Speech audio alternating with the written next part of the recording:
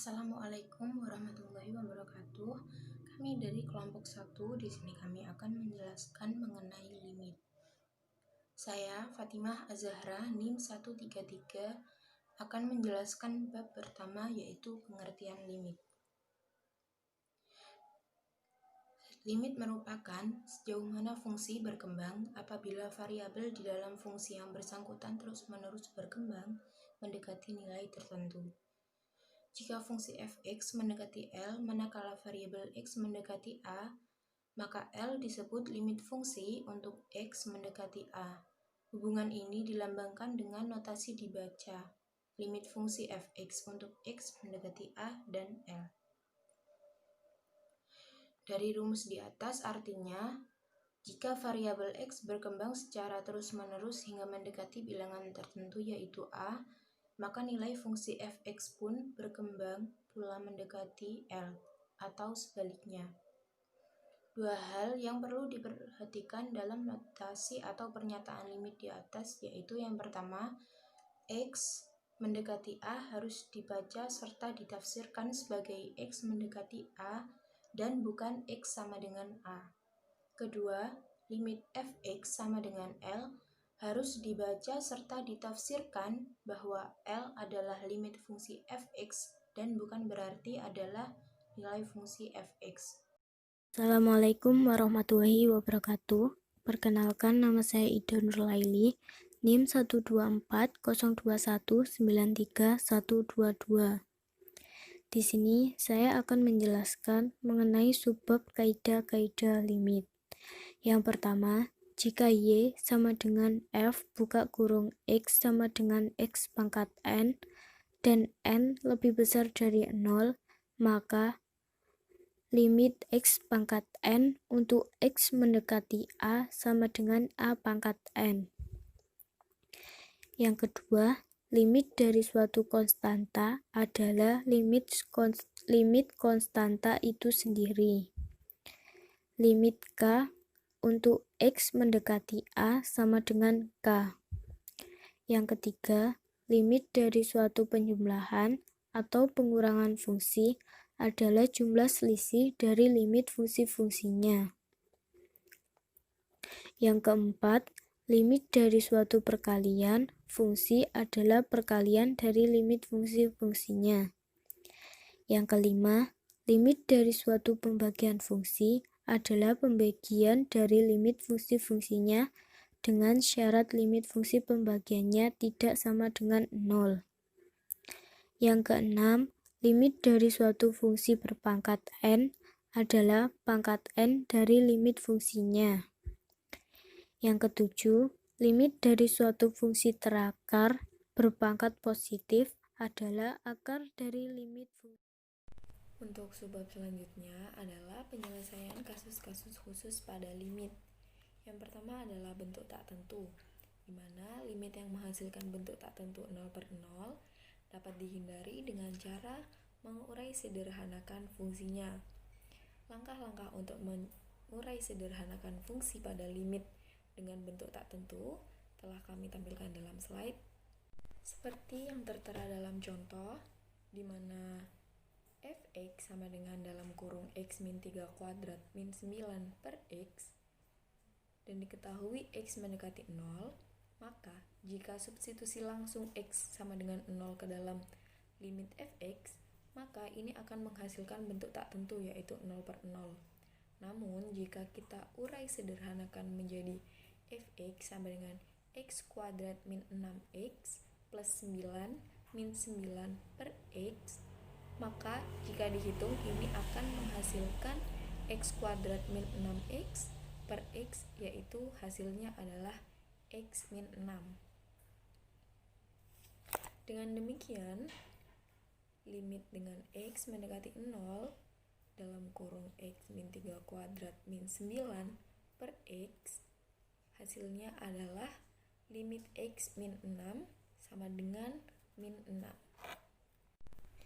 Untuk penyelesaian kasus khusus yang kedua, dengan bentuk tak tentu tak terhingga, dapat dihindari dengan cara membagi pembilang dan penyebutnya dengan variabel berpangkat tertinggi pada penyebut. Yang terakhir adalah penyelesaian pintas limit fungsi pembagian untuk X mendekati tak terdefinisikan. Dengan catatan di mana limit dengan X mendekati tidak terdefinisikan sama dengan 0 jika M lebih kecil dari N. Sama dengan A pangkat M per B pangkat N jika M sama dengan N. Plus tidak terdefinisikan jika M lebih besar dari N dan A pangkat M lebih besar dari 0. Yang terakhir sama dengan negatif tidak terdefinisikan jika M lebih besar dari N dan A pangkat M lebih kecil dari 0.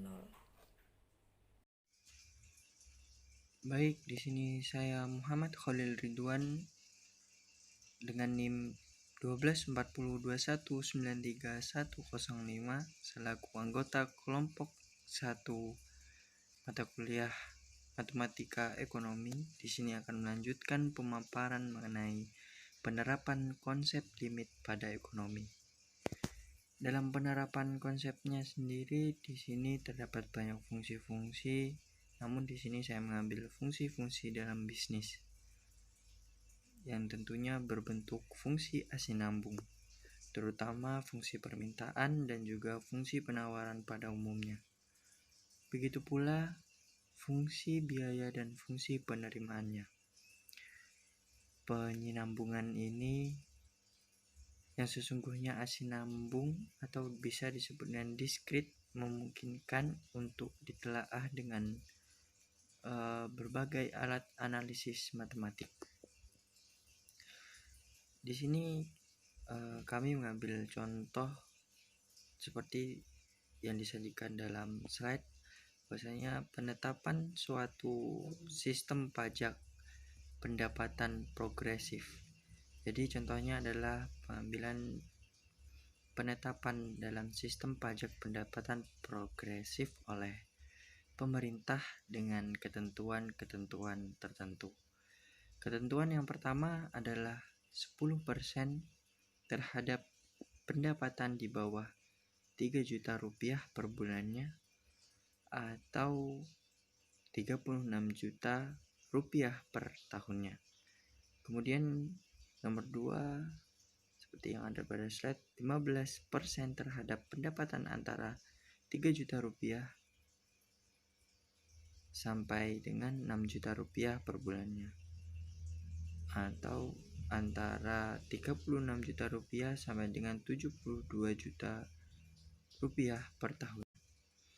Selanjutnya ada nomor 3, ketentuannya adalah 25% terhadap pendapatan yang melebihi 6 juta rupiah per bulannya atau kurang dari 72 juta rupiah per tahunnya.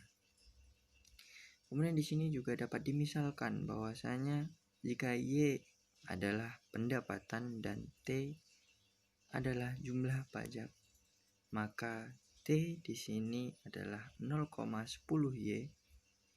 Kemudian T yang kedua adalah 0,15 Y dan T yang ketiga adalah 0,25 Y. Dan 0 di sini kurang dari sama dengan Y dan 3 di sini adalah lebih dari sama dengan Y. Kemudian 3 di bawahnya lagi kurang dari sama dengan Y dan 6 lebih dari sama dengan Y. Dan Y lebih besar daripada 6.